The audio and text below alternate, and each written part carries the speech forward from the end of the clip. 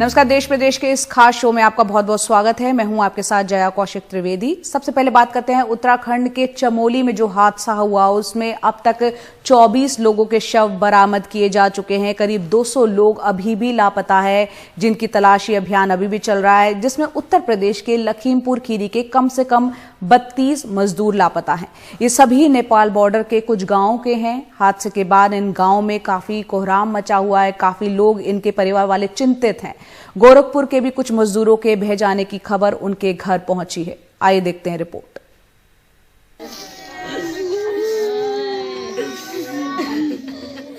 इक्षानगर गांव में राजू की मां बेहाल है। जब से टीवी पे सैलाब की भयानक तबाही की तस्वीरें देखी हैं, बेपनाह चीख रही है। उसका बेटा राजू सिर्फ 22 साल का है। उसकी 2 महीने बाद शादी थी। अपने पिता के साथ वहां मजदूरी के लिए गया था ताकि कुछ पैसा कमा ले और शादी में कर्ज न लेना पड़े। उसके परिवार के 6 लोग वहीं काम कर रहे थे। सब लापता हैं। राजू के चाचा को किसी ने चमोली से हादसे की खबर दी। बोला, प्रधान जी तुम्हारे यहाँ के जो लेबर गई है काम करने के लिए, वहाँ जो है टंडल में काम हो रहा था, तो जो है वहाँ जो है पहाड़ टूट गया है, तो सैलाब आ गया है, तो टंडल में सब भर गया। तो कब बात हुई आपकी? किससे? अपने भाई से। हमारे भाई से परसों बात भई थी 11 साढ़े 11 के बीच में।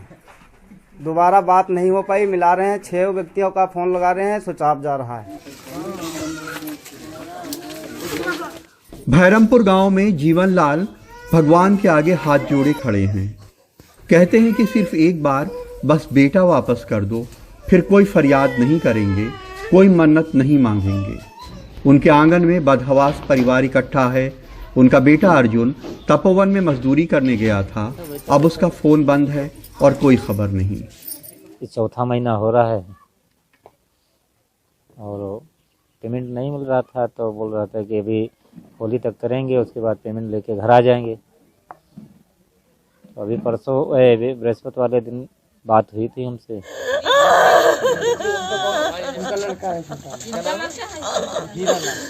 लखीमपुर में नेपाल सरहद के गांव इक्षानगर, भैरमपुर, भूलनपुर और बाबूपुरवा के बड़ी तादाद में लोग उत्तराखंड काम करने गए हैं। हादसे वाली जगह कितने काम कर रहे थे, अभी ठीक ठीक गिनती नहीं है।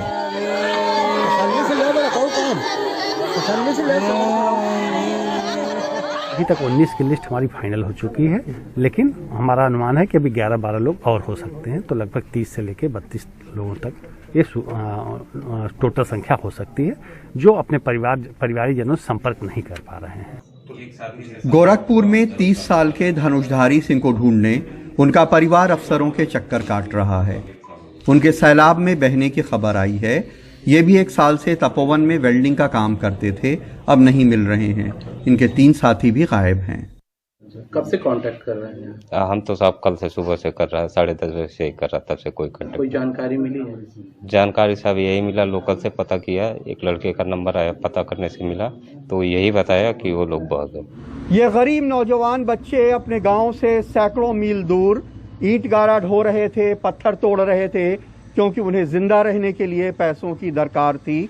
लेकिन एक सैलाब आया और सबको बहा ले गया।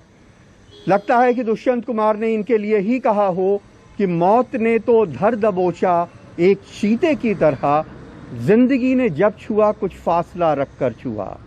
ये बदनसीब लोग ऐसे ही हैं जिन्हें जिंदगी बहुत फासले से छूती है और कई बार उनकी मौत इस तरह आती है।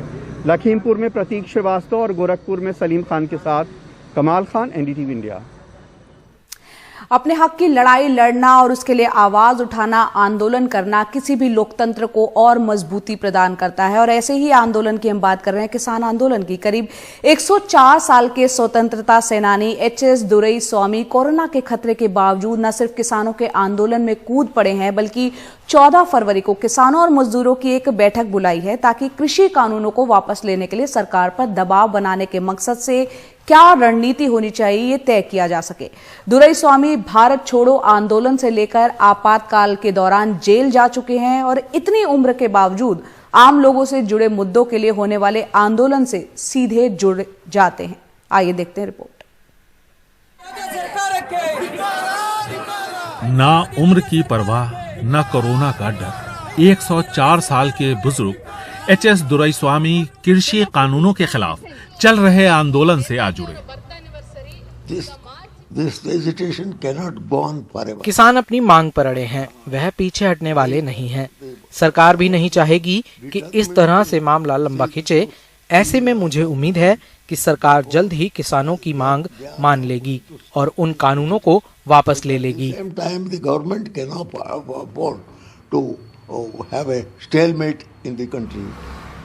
हरोहल्ली श्रीनिवासैया दोरेस्वामी हमेशा से देश और समाज के लिए लड़ते आए हैं। 1942 में भारत छोड़ो आंदोलन से जुड़े, जेल गए। इल्जाम लगा टिफिन बम से अंग्रेजों के रिकॉर्ड्स रूम को उड़ाने का। आजादी का सुनहरा पल भी देखा और फिर गांधी जी की हत्या भी।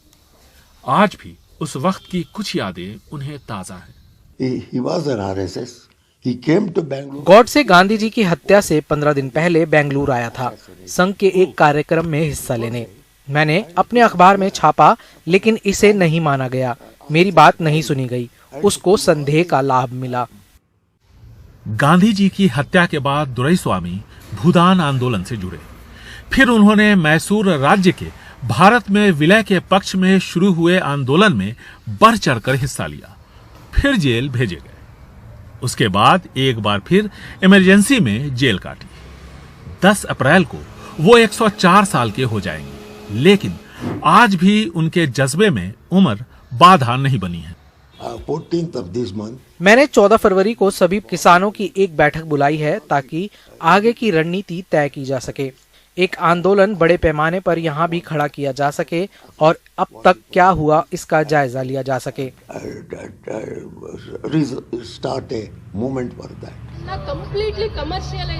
मामला पर्यावरण से जुड़ा हो या फिर सामाजिक सरोकार का हो, दोरेस्वामी सभी जगह पहुंच जाते हैं।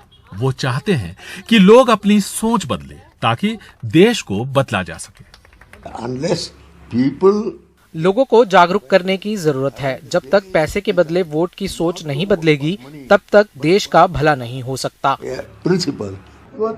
तो 104 साल का हौसला किसान आंदोलन में नया दम भरने को उठा है। बेंगलुरु से निहाल खिदवई की रिपोर्ट।